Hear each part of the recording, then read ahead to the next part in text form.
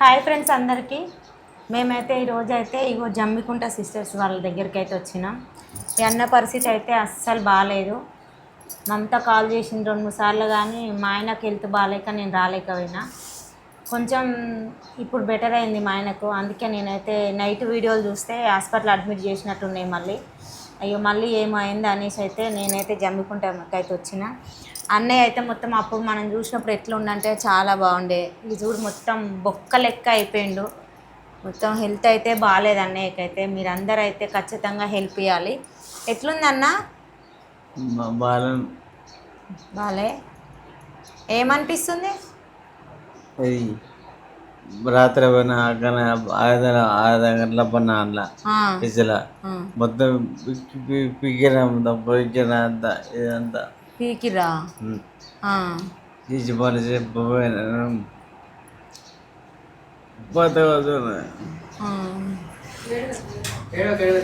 అక్క వాళ్ళు ఇట్లా ఎవరు వస్తలేరా? అందరూ ఇచ్చిపెట్టిరా. ఏడవకు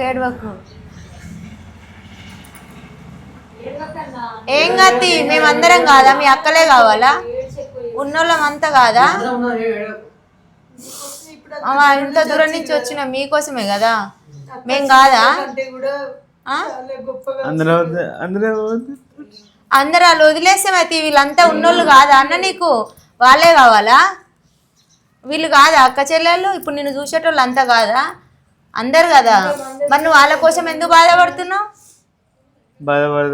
బాధపడొద్దు కూడా. బాధపడుతున్నావు కాదు, బాధపడొద్దు. వాళ్ళకు లేనప్పుడు నీకెందుకు చెప్పు? నువ్వు కూడా ఆలోచించు. వాళ్ళ కోసం, నీ పిల్లల కోసం ఆలోచించు. వీళ్ళిద్దరి కోసం ఆలోచించు. ఎందుకంటే చిన్న పిల్లలు కదా. నువ్వు మంచిగా ఉంటే వీళ్ళు మంచిగా ఉంటారు. నీకు నేను ఎప్పుడైనా అదే చెప్పిన, నీ పిల్లలే ముఖ్యం అన్నా నీకు.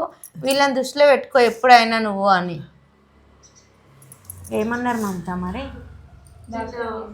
అంటే మొన్న హాస్పిటల్ తీసుకెళ్ళినాం అక్క, సన్షైన్ హాస్పిటల్ కోర్టు దగ్గర తీసుకెళ్తే అన్ని టెస్ట్లు చేసిర్రు. స్కానింగ్లు, బ్లడ్ టెస్ట్, క్రియాటిన్. అంటే మామూలుగా మనలాంటి పర్సన్స్కి అయితే ఏదైనా సర్జరీ చేయాలంటే ఆ సర్జరీ ఏదైతే ఉందో దానికి సంబంధించిన టెస్ట్లే చేస్తారు. కానీ ఇప్పుడు ఈయనకి ఏంటంటే అన్ని ఆర్గాన్స్ లోపల అవయవాలు ఖరాబ్ అయ్యేసరికి సర్జరీ కాబట్టి ప్రతిదీ చేయాలి అన్నట్టుగా చెప్పారు. అంటే ఇప్పుడు ఆయనకు చేయాల్సింది ఏవి ఫిస్ట్ లాగానే దానికి సంబంధించింది కాకుండా గుండె స్కానింగ్ చేసిరు, 2 కాళ్ళకు సంబంధించి ఎట్లున్నది ప్రాబ్లం అనేది అది. అండ్ ఆయనకు తలలో బ్లడ్ క్లాట్ అయింది బ్రెయిన్ లో, అందువల్ల పెరాలసిస్ వచ్చింది కాబట్టి అది తీసిరు. అన్ని రకాల స్కానింగ్లు, టెస్టులు, బ్లడ్ టెస్టులు మొత్తం అయిపోయిన తర్వాత ఆపరేషన్ థియేటర్లకు తీసుకెళ్ళిన తర్వాత ఆయనకు టెన్షన్, జ్వరం వచ్చింది. జ్వరం వచ్చింది. ఆయన నెక్స్ట్ ఏమైందంటే ఆ జ్వరంతో పాటుగా ఆయన నేను ఏమన్నా అయితే సర్జరీ టైంలో నా పిల్లల పరిస్థితి ఏంటి అని ఆయన భయపడ్డాడు అన్నట్టు. భయపడడం వల్ల డాక్టర్స్ ఇంకా ఇట్లా టెన్షన్ పడుతుండ్రు, మళ్ళీ జ్వరం వచ్చిందమ్మా, ఒకవేళ సర్జరీ కనుక సక్సెస్ కాకపోతే ప్రాణాలు పోయే ప్రమాదం ఉంటుంది, ఆయన అసలే అన్ని రకాల ఆర్గాన్స్ ఖరాబ్ అయి ఉన్నది కదా, సో ఇది కరెక్ట్ టైం కాదని ఒక వారం రోజుల తర్వాత రండి అని ఇన్ఫెక్షన్ అవుతుంది అన్నట్టు. 1 మంత్కి ఎక్కువ అవుతుంది ఇది పెట్టి మెడకు. అది తీసేయడానికి ఈ సర్జరీ, కానీ అది తీసేద్దామంటే సర్జరీ అవ్వాలంటే జ్వరం తగ్గుతలేదు, ఇన్ఫెక్షన్ తగ్గుతలేదు.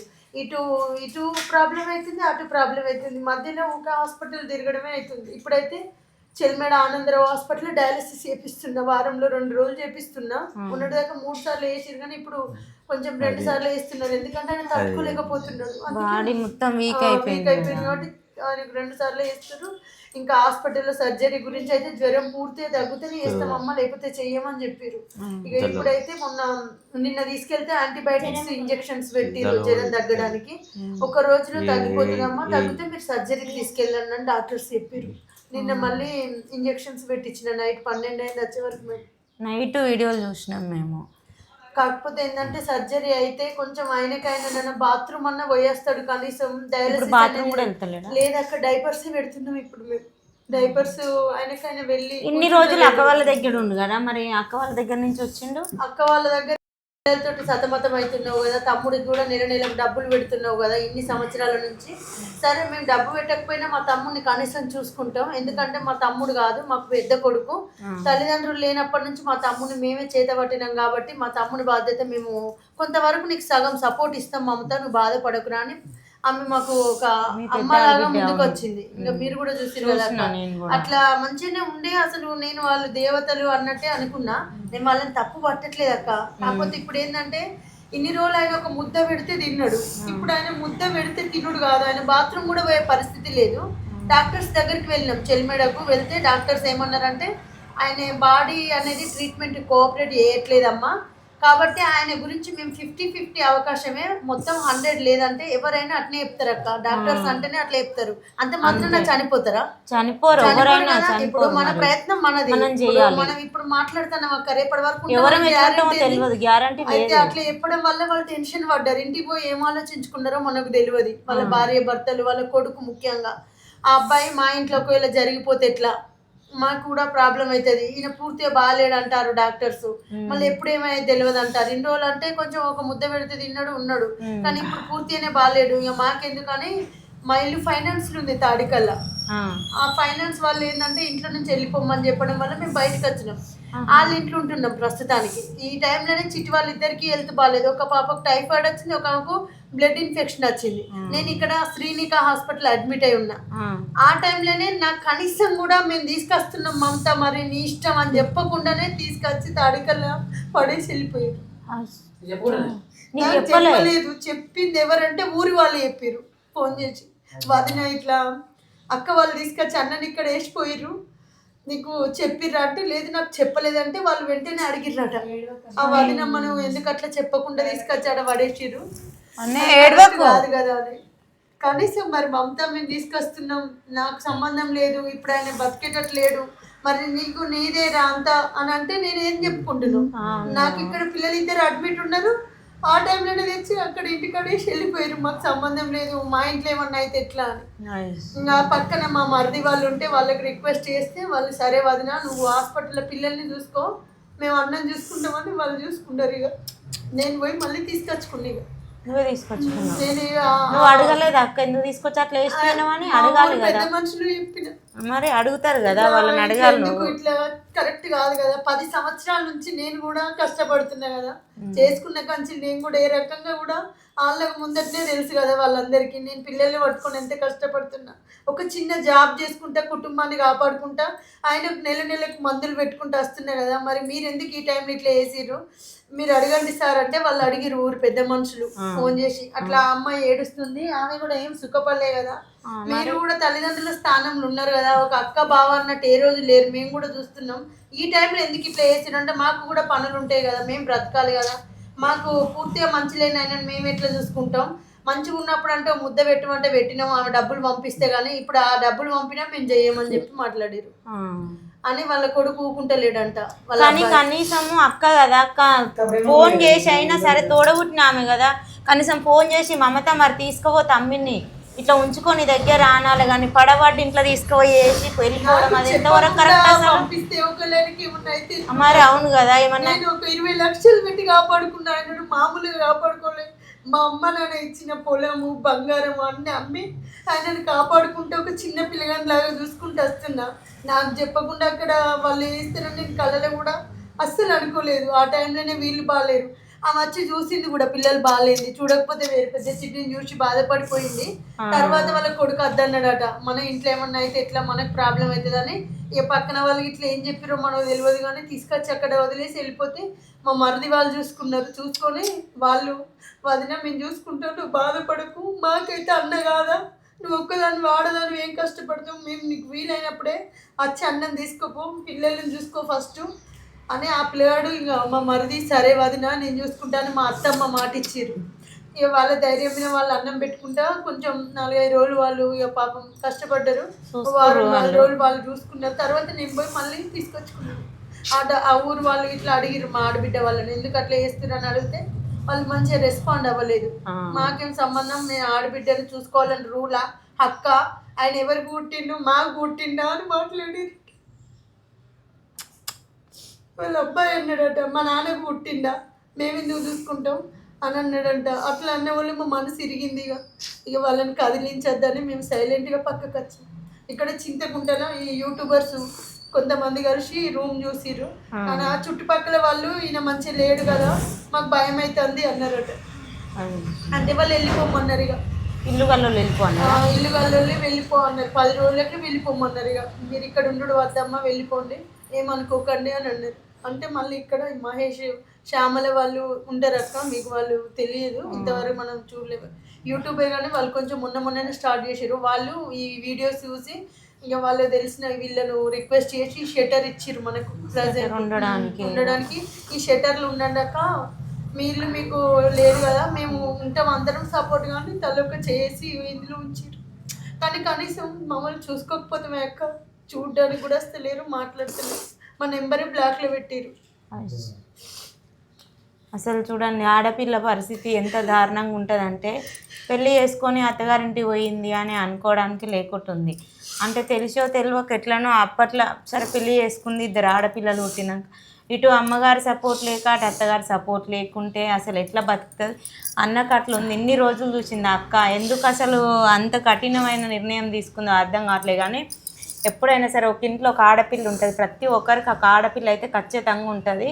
ఇప్పుడు మమత పడే టార్చర్ ఎట్లుందంటే జీవితంలో నెత్తి లక్షాంతలు పడ్డ నుంచి ఏ రోజు సుఖపడ్డది లేదు. అయ్యమ్మ మీద సుఖపడ్డదా, ఎట్లా సుఖపడ్డదో బాధపడ్డదో ఆమెకే తెలుసు. కానీ పెళ్ళయి వచ్చిందా అంటే అన్నతోటైతే ఏ రోజు సుఖం లేదు పాపం. ఇప్పుడు మాకు పరిచయమైన 1 సంవత్సరం నుంచి అయితే ఎప్పుడు ఈ ఏడుపు అయితే కంటిన్యూగా ఉంది ఆమెది. ఏ రోజు కడుపు నిండా తిని కష్టం లేదు అని ఉండడానికైతే లేదు. ఆ చిన్న ఫంక్షన్ చేసింది ఎట్లనో దేవుని అదృష్టాన యూట్యూబర్లు అందరు ఆదుకొని ఆ ఒక చిన్న ఫంక్షన్ అయితే ఏదో మనిషికి ఎంతో తోచినంత మీరు అందరు హెల్ప్ చేసారు. ఆ ఒక్కటి మాత్రం ఒక 5 అంటే ఒక 2-3 రోజులు ఏం సంతోషంగా ఫంక్షన్ చేసిందో కానీ ఆ తర్వాత మళ్ళీ మొదలైంది. అంటే అసలు ఇప్పటి వరకు ఈ అన్నకు ఇలాంటి పరిస్థితి వచ్చింది కాబట్టి మీరందరూ అయితే ఖచ్చితంగా ప్రతి ఒక్కరు ఇప్పుడు నాకు దగ్గరలో ఎంతమంది అంటే 8 లక్షల దగ్గర ఉంది కదా, మీరు ప్రతి ఒక్కరు ₹1 వేసినా కానీ 8 లక్షలే వస్తాయి. మీరు దయచేసి ఎవరైనా సరే మన ఇంట్లో ఒక పిల్లగాడు ఉంటే ఒక ₹5 పెట్టి చాక్లెట్ కొనిస్తాం, ₹5 కూడా అవసరం లేదు. ఒక్కొక్క రూపాయి వేసినా కానీ వీళ్ళకైతే ఈ అన్నయ్యకు సర్జరీ అనేది అవుతుంది. ఆడపిల్లలు ఉన్నారు, భవిష్యత్తు అనేది ఉంటుంది. పాపం హెల్త్ వీళ్ళకు బాగాలేక ఇద్దరికి ఈయనని చూసుకోలేక ఇల్లు గల్లోళ్ళు కాల్ చేపించి ఇంట్లోకి వెళ్ళిపోయి మమత అయితే నడి రోడ్డు మీద ఇప్పుడు ఒక ఆడపిల్ల నడి రోడ్డు మీద కూర్చుంది. గవర్నమెంట్ కూడా మీకు ఎవరైనా సరే ఈ వీడియో చూసిన గవర్నమెంట్ అయినా సరే ఎవరైనా సరే కొంచెం వీళ్ళకు హెల్ప్ చేయడానికి మాత్రం గవర్నమెంట్ నుంచి అయినా సరే కొంచెం ముందుకు వచ్చి ఎవరన్నా కొంచెం తెలిసిన వాళ్ళు ఉన్నా సరే ఎవరన్నా వీడియో చూసిన వాళ్ళైనా సరే గవర్నమెంట్ వాళ్ళు ఎవరైనా ఉంటే కొంచెం హెల్ప్ చేపియండి వీళ్ళకు. మీ అందరికైతే మేమైతే స్క్రీన్ పైన అయితే వీళ్ళ నెంబర్ పెడతాం. మీ నెంబర్ కూడా చెప్పు మమత ఒకసారి. మా నెంబరు అది మన షార్ట్స్లో ఉంటుందండి, 7702666964. ఓకేనా? ఎందుకంటే ఒక ఆడపిల్ల ఇంత కష్టపడుతూ పోరాడుతూ మీ అమ్మ వాళ్ళు కూడా ఎవ్వరు వస్తలేరా మమత? అన్న వాళ్ళు ఇట్లా లేదక్క, అన్న వాళ్ళు అంటే మనకు నాన్న ఏంటంటే నా వల్లనే చనిపోయిందని వాళ్ళు ఒక ఫీలింగ్లు ఉన్నారు కాబట్టి వాళ్ళు రావట్లేదు. అమ్మ మాట్లాడుతుంది కానీ అన్నయ్యలు మీకు తెలుసు కదా ఇప్పటి నుంచి రావట్లేదు. అన్నయ్య వాళ్ళు రావట్లేదు. ఒక తమ్ముడు అన్న మాత్రం మాట్లాడుతారు, మిగతా వాళ్ళు పెద్దవాళ్ళు ఇక కోపంగానే ఉన్నారు, వాళ్ళు మాట్లాడతలేరు. జీవితం వద్దంటే కూడా నాశనం చేసుకుంది, జాబ్ కూడా వదులుకుంది, మేము చెప్పినట్టు వినలేదు, ఏమన్నా కానీ వదిలిపెట్టారు. ఇప్పుడు ఇలాంటి సిచ్యువేషన్ లో కూడా కోపం తగ్గలేదు అక్క. ఎవరు రావట్లేదు, మీరు చూస్తున్నారు కదా. కనీసం వాళ్ళన్నా దయ తలిసేది ఉండే దగ్గర తీసుకోవాలి. ఈ టైంలో అసలు దగ్గర తీసుకోవాలి. అయ్యో నా చెల్లె పరిస్థితి ఇట్లయింది అని అన్నయ్య వాళ్ళు ఖచ్చితంగా వీడియోస్ అయితే చూస్తారు కదా. ఇలాంటి సిచ్యువేషన్లు వచ్చి కొంచెం మేము ఉన్నాం రా మమత అని ధైర్యం చెప్తే బాగుండు. కానీ అన్నయ్య వాళ్ళు అసలు రావట్లేదు అంటుంది. మీరు వీడియో చూస్తే మాత్రం అన్నయ్య వాళ్ళు ఖచ్చితంగా అన్న ఎవరైనా తెలిసి తప్పు చేయరు, తెలిసి తెలియనిక ఆమె ఎట్లనో తప్పు చేసింది. అదే మనసులో పెట్టుకొని మీరు బాధపడుతూ తనని బాధ పెట్టకండి. కొంచెం మమత దగ్గరికి రావడానికి అయితే ప్రయత్నించండి అన్న, ప్లీజ్ అన్న, రిక్వెస్ట్గా నేను అడుగుతున్నా. ఒక్కసారి వచ్చి పలకరియండి, పాపం బాధపడుతుంది. ఎందుకంటే అన్నదమ్ముల సపోర్ట్ ఖచ్చితంగా ఉండాలి. ఒక ఆడపిల్ల అంటే అన్నదమ్ములు ఉండాలి, అయ్యమ్మ ఉండాలి.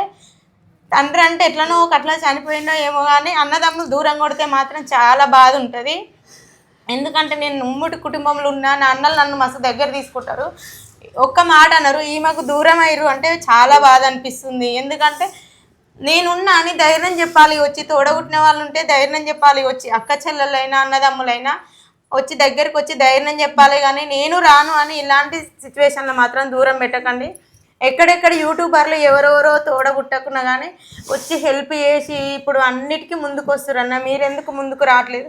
ప్లీజ్ అర్థం చేసుకోండి అన్న.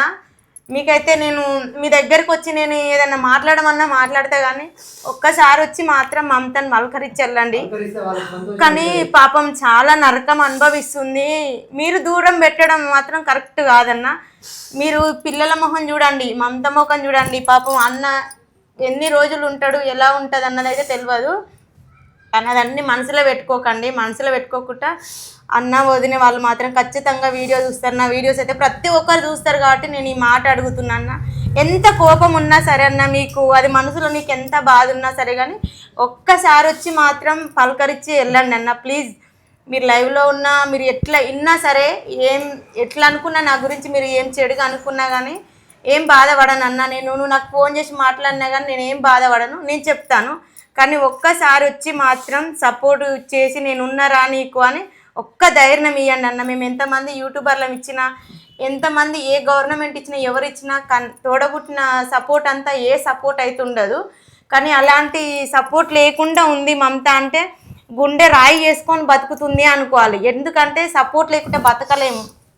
ఒక్క క్షణంలో ఒక అక్క, ఒక అన్న, మన ఆడపిల్లలు మాట్లాడకుంటేనే మాకు చాలా బాధ అనిపిస్తుంది. నాకు ఇంతమంది కుటుంబం ఉంది కదా, మాట్లాడుకుంటే చాలా బాధ అనిపిస్తుంది. మమత అయితే ఎట్లుంటుంది అంటే ఇంకా పిల్లల కోసం బతుకుతుంది. మెయిన్ చెప్పాలంటే మమత బతుకు మొత్తం వీళ్ళ కోసం బతుకుతుంది.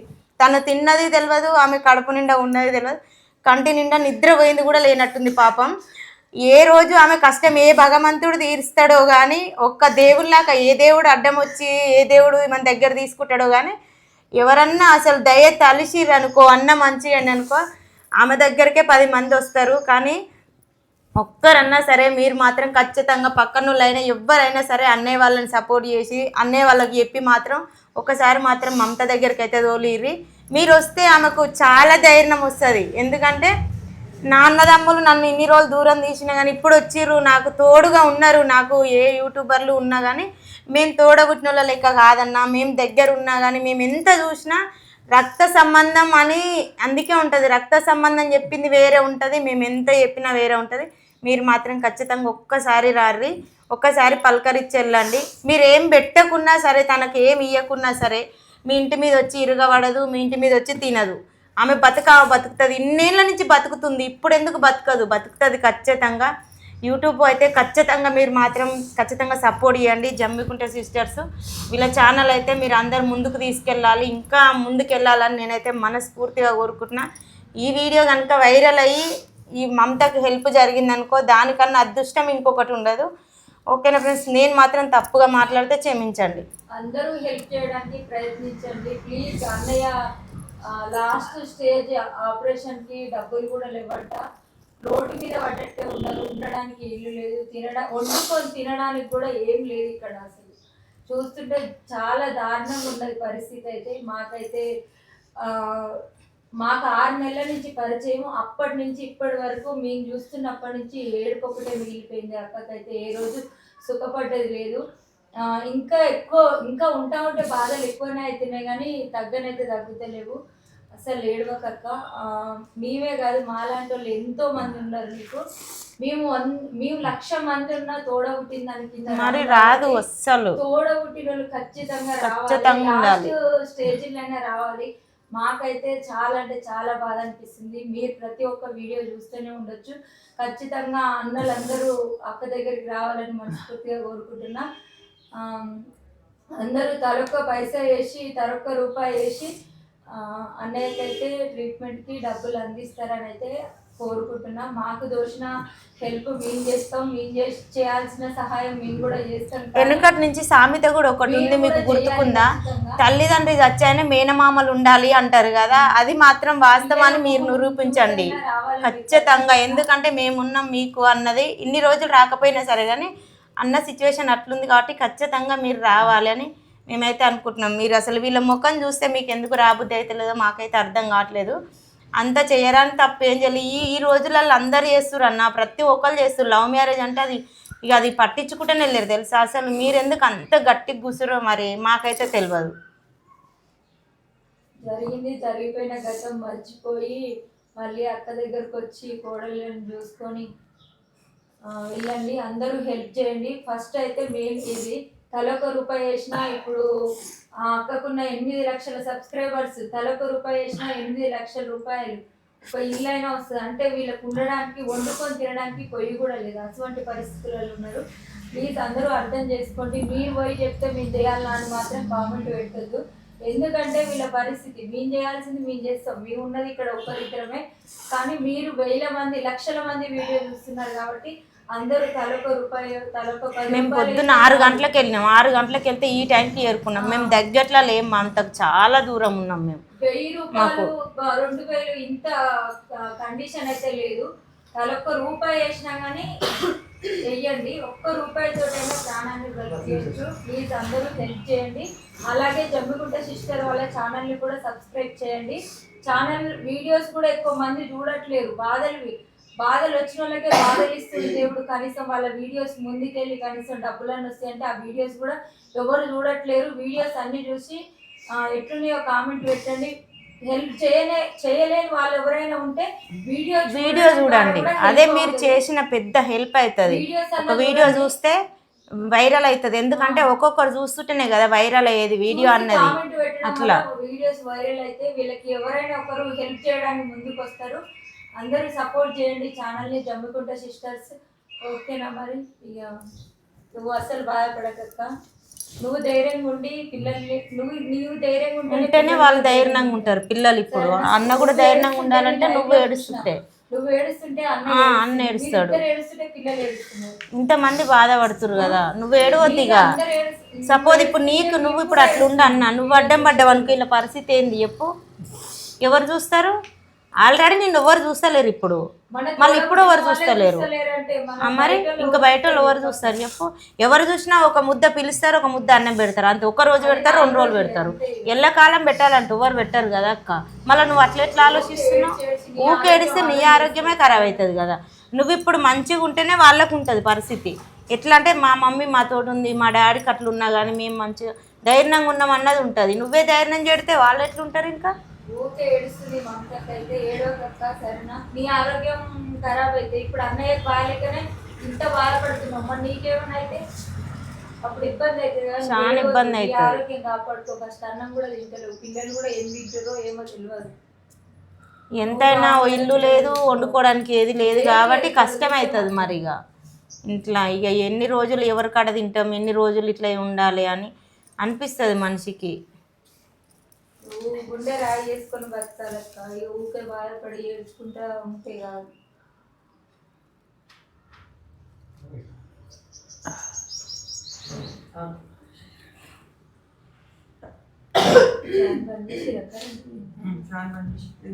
సౌండ్